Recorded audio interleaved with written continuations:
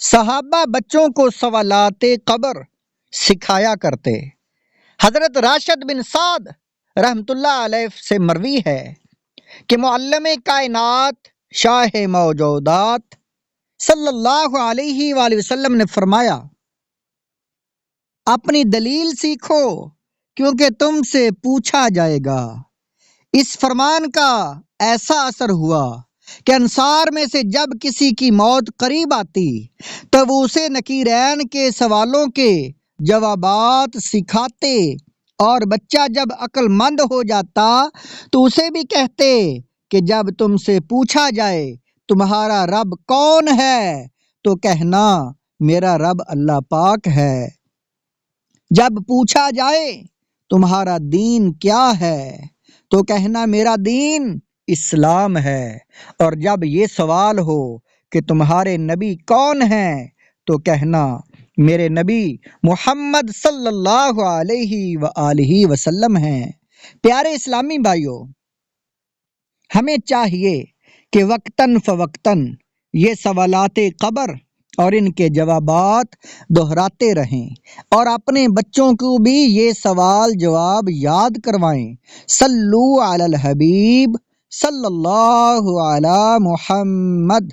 مجھ سے یہ سوال پوچھتے ہو، حالانکہ حضرت حوصرہ بن محمد بن قری رحمت اللہ علیہ فرماتے ہیں، میں نے حضرت یزید بن ہارون رحمت اللہ علیہ کو خواب میں دیکھا تو وہ کہہ رہے تھے، منکر نکیر میرے پاس آئے اور مجھے بٹھا کر پوچھا، تمہارا رب کون ہے، تمہارا دین کیا ہے اور تمہارے نبی کون ہیں؟ میں نے اپنی سفید داڑھی سے مٹی جاڑتے ہوئے کہا، مجھ جیسے سے یہ پوچھا جا رہا ہے، میں یزید بن ہارون ہوں اور میں دنیا میں لوگوں کو 60 سال تک ان سوالوں کے جواب سکھاتا رہا ہوں۔ ایک فرشتے نے کہا، یہ سچ کہتا ہے۔ پھر کہنے لگے، دلہن کی طرح سو جا، آج کے بعد تم پر کوئی خوف نہیں ہے۔ قبر سے سورج جیسی روشنی نکلی۔ حضرت علا بن عبد الکریم رحمت اللہ علیہ فرماتے ہیں، ایک شخص جس کی بینائی کافی کمزور تھی، وہ کہتا ہے میرے بھائی کا انتقال ہوا، ہم نے اسے دفنا دیا، جب لوگ چلے گئے تو میں نے بھائی کی قبر پر سر رکھ دیا، اچانک مجھے قبر کے اندر سے آواز آئی، تیرا رب کون ہے اور تیرے نبی کون ہیں؟ میں نے اپنے بھائی کی آواز سنی، اس نے کہا اللہ پاک میرا رب ہے اور حضرت محمد صلی اللہ علیہ وآلہ وسلم میرے نبی ہیں۔ اتنے میں قبر کے اندر سے سورج کی کرنوں جیسی روشنی میرے کانوں کی طرف بلند ہوئی اور میں وہاں سے ہٹ گیا۔ قبر میں لہرائیں گے تا حشر چشمے نور کے، جلوہ فرما ہوگی جب طلعت رسول اللہ کی، صلو علی الحبیب صلی اللہ علی محمد۔ تلاوت قرآن کی عادت اپنائیے۔ قبر کے اندھیرے اور وحشت سے بچانے والا تیسرا نیک عمل تلاوت قرآن۔ الحمدللہ، قرآن کریم بہت باوفا ساتھی ہے۔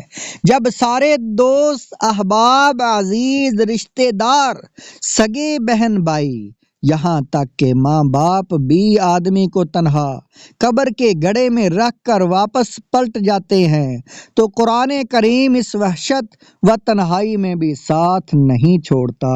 قرآن کریم عذاب قبر سے بچاتا اور اللہ پاک سے سفارش کر کے قبر روشن کروا دیتا ہے۔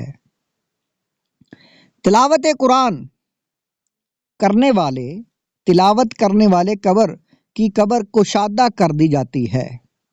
حضور اکرم نور مجسم صلی اللہ علیہ وآلہ وسلم نے فرمایا، جس گھر میں قرآن کریم کی تلاوت کی جاتی ہے اس گھر پر نور کا ایک خیمہ ہوتا ہے جس سے آسمان والے رہنمائی حاصل کرتے ہیں۔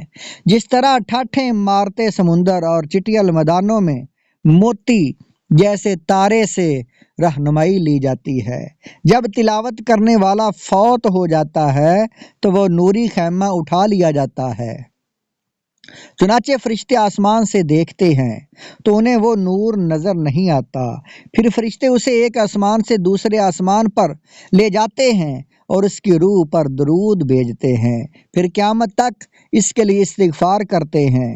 اور جو بھی مومن کتاب اللہ سیکھتا ہے اور پھر رات کی کسی گھڑی میں نماز پڑھتا ہے تو وہ رات اگلی رات کو وصیت کرتی ہے کہ اس مومن کو وقت مقررہ پر بیدار کر دینا اور اس کے لیے آسان ہو جانا۔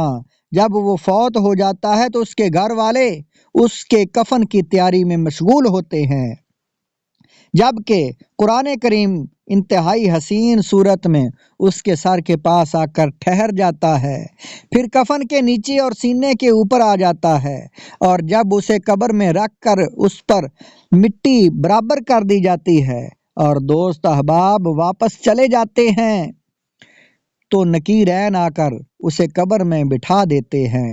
اتنے میں قرآن کریم مومن اور فرشتوں کے درمیان حائل ہو جاتا ہے۔ فرشتے کہتے ہیں ایک طرف ہو جاؤ تاکہ ہم اس سے سوال کریں۔ وہ کہتا ہے رب کعبہ کی قسم، ایسا ہرگز نہ ہوگا، کیونکہ یہ میرا مصاحب اور میرا دوست ہے، میں اسے کسی حال میں اکیلا نہ چھوڑوں گا، البتہ اگر تمہیں کسی بات کا حکم ہے تو تم اس پر عمل کرو اور مجھے میری جگہ پر رہنے دو، کیونکہ میں اسے جنت میں پہنچانے سے پہلے اس سے جدا نہیں ہوں گا۔ پھر قرآن کریم اپنے دوست کی طرف دیکھ کر کہتا ہے میں وہی قرآن ہوں جسے تو کبھی بلند آواز سے اور کبھی آہستہ پڑھتا تھا اور مجھ سے محبت رکھتا تھا، پس مجھے تجھ سے محبت ہے، اور جس سے میں محبت کرتا ہوں اللہ پاک بھی اسے محبوب بنا لیتا ہے۔ نکیرین کے سوالات کے بعد تجھ پر کوئی خوف ہے نہ کوئی غم۔ نکیرین سوالات کرنے کے بعد تشریف لے جاتے ہیں۔ اب مومن ہوتا ہے اور قرآن کریم کلام مجید فرماتا ہے میں تیرے لیے نرم و آرام دہ بستر بچھاؤں گا اور حسین و جمیل چادر عطا کروں گا، کیونکہ تو رات بھر میرے لیے جاگتا اور دن بھر میرے لیے مشقت اٹھاتا تھا۔ پھر قرآن کریم پلک جھپکنے سے بھی جلدی آسمان کی طرف پرواز کر جاتا ہے اور رب کریم سے بستر اور چادر کا سوال کرتا ہے تو وہ اسے عطا کر دیے جاتے ہیں۔ پھر چھٹے آسمان کے 1000 مقرب فرشتے اس کے ساتھ اترتے ہیں اور قرآن کریم مومن سے دریافت فرماتا ہے کہ تو میری عدم موجودگی میں وحشت زدہ تو نہیں ہوا؟ میں رب کریم کے پاس تیرے لیے بستر اور چادر لینے گیا تھا اور وہ لے بھی آیا ہوں، لہٰذا کھڑے ہو جائیں تاکہ فرشتے بستر بچھا دیں۔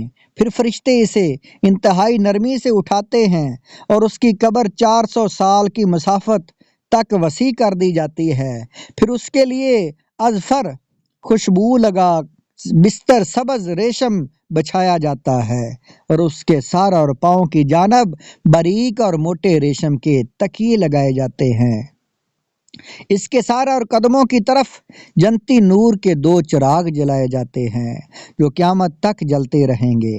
پھر فرشتے اسے دائیں پہلو پر قبلہ رو کر کے اور اسے جنتی یاسمین دے کر پرواز کر جاتے ہیں، اور پھر قیامت تک وہ اور قرآن رہ جاتے ہیں۔ قرآن کریم شب و روز اس کی خبر اس کے گھر والوں کو دیتا ہے اور اس کے ساتھ اس طرح رہتا ہے جس طرح مہربان باپ اپنے بچے کے ساتھ رہتا ہے۔